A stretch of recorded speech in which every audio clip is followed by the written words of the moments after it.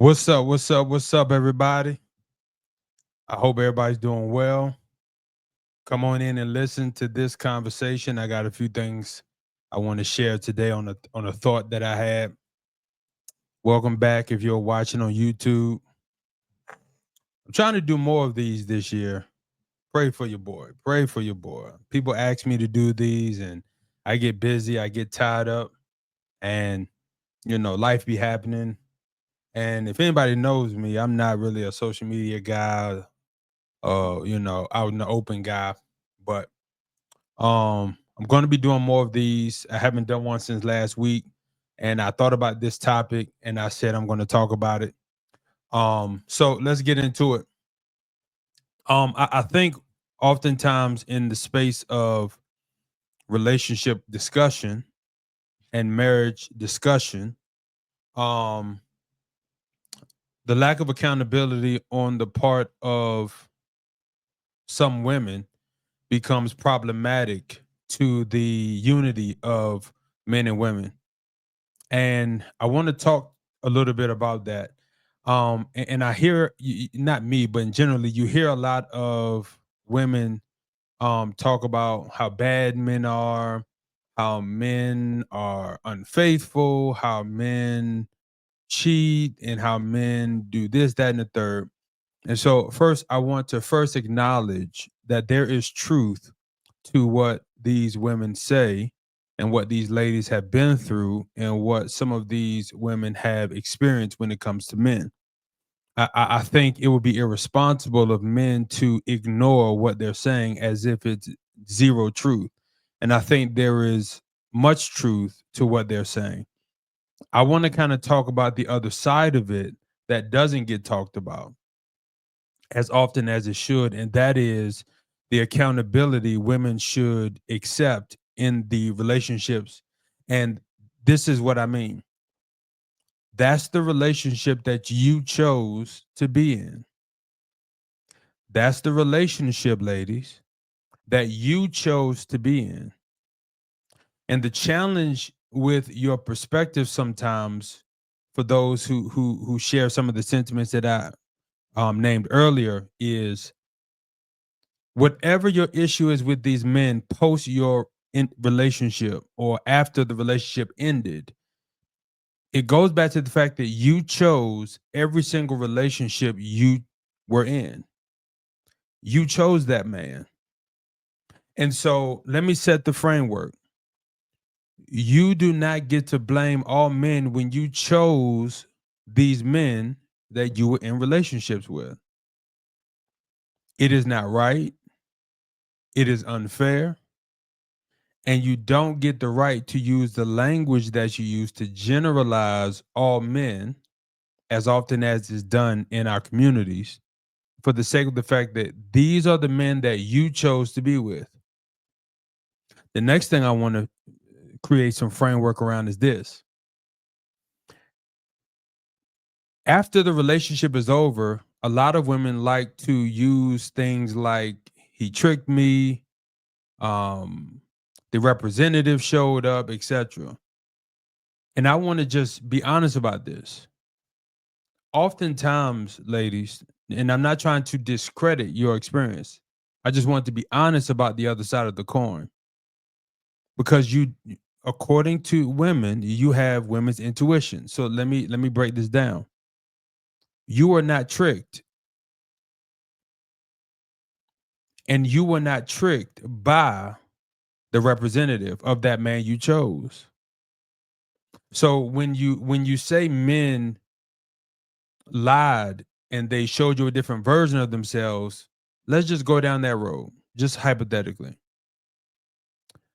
The truth is, you ignored the red flags, but you did it because you preferred them. I'm explaining in a second. You were not tricked. You were attracted to that. So typically, here's what happened. Friends warned you. Family told you not to do this. And let's just say your friends or your family did not tell you anything and they didn't catch anything or anything. Let's just hypothetically say that is the case. Your spirit was still unsettled when you got in a relationship with them, which means you ignored your intuition. But you ignored it for the sake of attraction, status, fun, the romantic fantasy that was going on. And so post these relationships that you got out of, where you said these men tricked you and they were, a liar and they all this stuff. The reality is this: you ignored all of the signs because you preferred the red flags. You preferred it. You ignored the unsettling that was speaking to you in your spirit. All relationships begin with a choice, and you chose him every single time. The next relationship, you chose him. The next relationship, you chose him. Eventually, it's not about the man you chose solely. It's about the fact that you keep choosing certain men that you are drawn to, that you chase, and it's something in that type of man that keeps attracting you because of what's inside you. Now, the end result after all these relationships ends up being all men are dogs, men are trash, all men cheat, it's piss in the dating pool, all of these sentiments. And remember what I said in the beginning. If you didn't catch that, watch the replay when this is over so y'all can hear what I said. There is credibility to some of the things that women say, but it does not change the fact that you're choosing these men. Most bad relationships are not because there are no good options. Most bad relationships are not because there are not good options. Most bad relationships are because you chose poorly, because you chose based on broken preferences that are very shallow. Here's the truth: the quality of your life is always determined by the quality of your decisions, especially who you choose and decide to be in a relationship with. So, again, like I said earlier, for a lot of women, friends tried to tell you about this man before you got with him and while you were with him. Family tried to tell you that, nah, I don't think it's good for you. And hypothetically, once again, let's just say your friends and family didn't say anything. You ignored your own spirit that was unsettled. And if you say you didn't have an unsettling in your spirit, then the question is, what happened to your woman's intuition with this individual? We cannot keep using both sides of the argument to justify. We can't do that. We have to be accountable. Let me tell you something about your preferences. Your preferences keep putting you in this position to end up in bad relationships because the good men you rejected for the bad men that you say showed you a representative, which that didn't happen. You ignored the real person in front of you because you wanted the fantasy. But the good men you rejected, I'm going to say it one more time. The good men you rejected was because they were not fine enough. They did not have enough swag. They did not have enough money. They wasn't edgy enough, wasn't hood enough, wasn't, even though they had the qualities of faithfulness, humility, stability, loved God, none of that was good enough because he wasn't fine enough, didn't have enough swag, didn't have enough money, didn't have enough edge, didn't have enough hood, didn't have enough status. And so when you ignore the quality men who have good qualities, and you have a right to your choice and your preference, you have every right. But here's the point: you chose this man, and then you chose the next man, and then you chose the next man. So here's the issue: You do not get to blame all men and create a narrative around all men when you are choosing the man that isn't good for you every single time. Men who did nothing wrong get a bad rep. Men who are genuinely good men now can't be trusted. They get pushed away. The issue is whenever we make decisions and we don't take accountability, we start creating narratives to support our lack of accountability, and we start creating conversations that are disingenuous, that are untrue. And so here's what we got to realize. There's a few things we got to realize. Culture is conditioning you. Ladies, culture is conditioning you. Not all of you, but a lot of you. You're not attracted to good men anymore. You're not attracted to quality men anymore. You're attracted to what social media and culture is putting in front of you. And for a lot of women, you're missing out on great opportunities for marriage.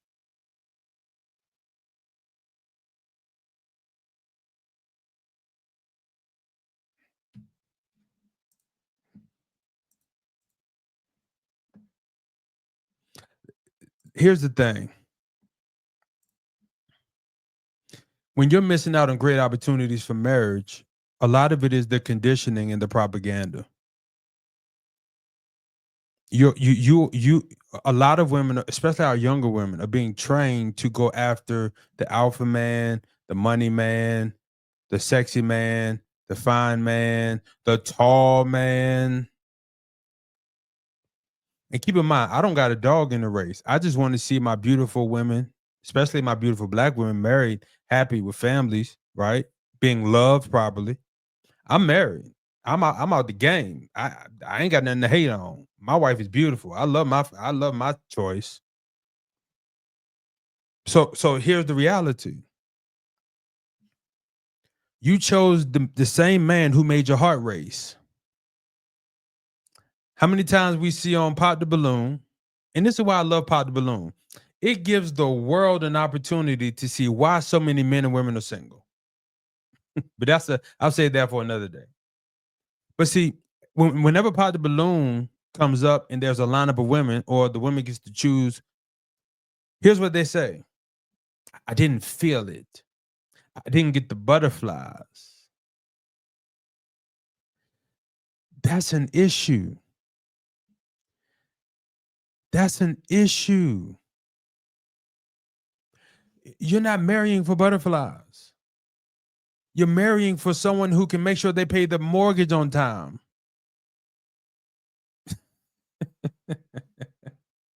Someone who's going to show up whenever you need them to, consistently. But see, you don't like short men that show up consistently. You like tall men who dog you out. You're waiting for a genie in the bottle, hoping that you get the perfect man and has everything you want. And I am telling you all, with all love, majority of women, 95% of women is not going to get that.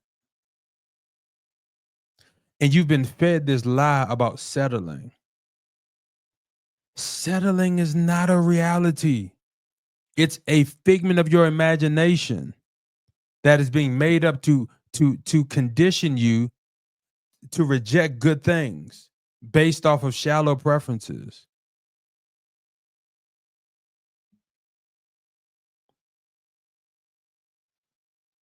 So what's the result of all this? Marriages delayed,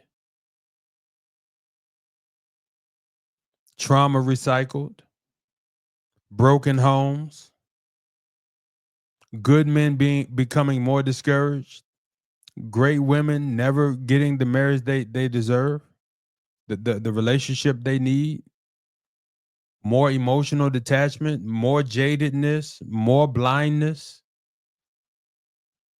So again, before I hop off, listen, you ignored the unsettling in your spirit every single time you chose the wrong man.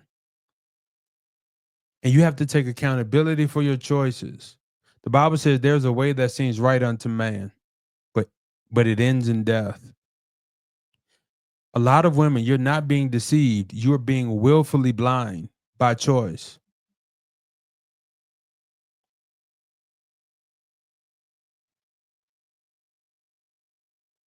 One of the most dangerous things about this society and culture and environment we live in now, especially in the relational climate, is that people are looking for a feeling. And that's one of the most dangerous. Anybody that's been married a long time will tell you that feeling gonna come and go often. The looks are gonna up and down. You're gonna gain weight, lose weight, get back in shape, gain a little bit more, get back in shape, and then one day you're gonna keep it off, or one day you're not. Like whatever it is, the question is going to be, what type of quality human being did you choose? And if you keep ending up with exes, you know what type of quality you're choosing. It's bad quality and bad character. And you got to be accountable, ladies. You cannot keep blaming men. All right. I gotta get ready for a meeting, but I appreciate y'all tuning in. Make sure y'all share this, like this. Do me a favor.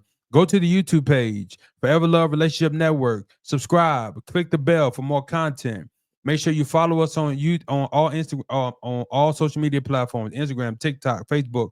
Try Forever Love, TRY, the number 4, Ever Love. And make sure y'all continue to support. Help us get to 1,000 subscribers on YouTube, because we only got a little bit and we need a lot more. And we appreciate the little bit we got, but we got to get more. Appreciate y'all. Catch y'all next live. Watch how we flipping it. Watch how we living it. Watch how we winning it. Watch. Yeah. Watch. Yeah. Watch. Watch.